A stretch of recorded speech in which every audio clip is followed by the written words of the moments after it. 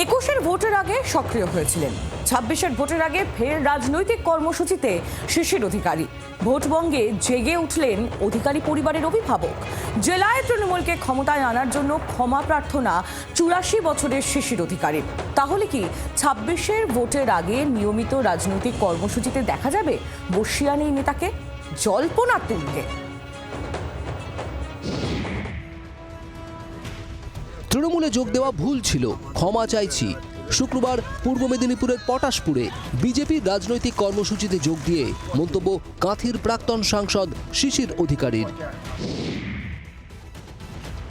আমি ভুল করেছিলাম, আপনাদেরকে সেই পথে চালিত করেছিলাম, আপনারা ক্ষমা করবেন। 26 সালে একবারে পরিষ্কারভাবে আপনার ভারতীয় জনতা পার্টিকে নিয়ে আসুন মোদীজির নেতৃত্বে। 84 বছরের শিশিরকে বর্তমানে বিশেষ রাজনৈতিক কর্মসূচিতে দেখা যায় না।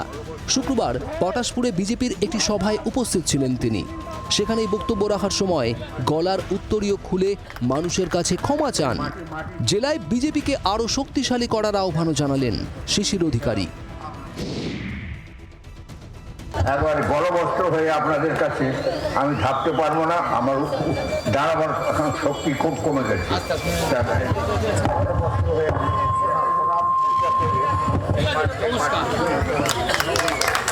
এই মাটি ছুঁয়ে আপনাদের কাছে ক্ষমা করে দেবেন। একটা ভুল পথে চলে গেলাম এবং সেই ভুল পথে আপনাদের সঙ্গে নিয়ে গেলাম, আপনাদের আমরা করতে পারলাম, আমরা চোখ থেকে ঠস করে জল পড়ে যায়। শিশিরের ক্ষমা চাওয়া নিয়ে পাল্টা কটাক্ষ তৃণমূলের।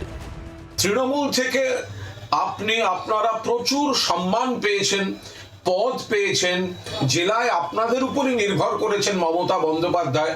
এখন আপনাকে যেতে হয়েছে কোনো কারণে বিজেপিতে, তার জন্য তৃণমূলে যাওয়াটা ভুল। তাহলে তো মমতা বন্দ্যোপাধ্যায় বা তৃণমূলকে বলতে হয় আপনাকে দলের সাংসদ বা মন্ত্রী করা ভুল।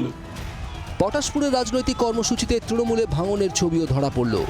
মথুরা গ্রাম পঞ্চায়েতের চক্রশুল এলাকায় বিজেপির সভায় প্রাক্তন তৃণমূল নেতা অমিত প্রধান সহ 6 জন নেতা বিজেপিতে যোগদান করেন। তাদের হাতে দলীয় পতাকা তুলে দেন শিশির অধিকারী।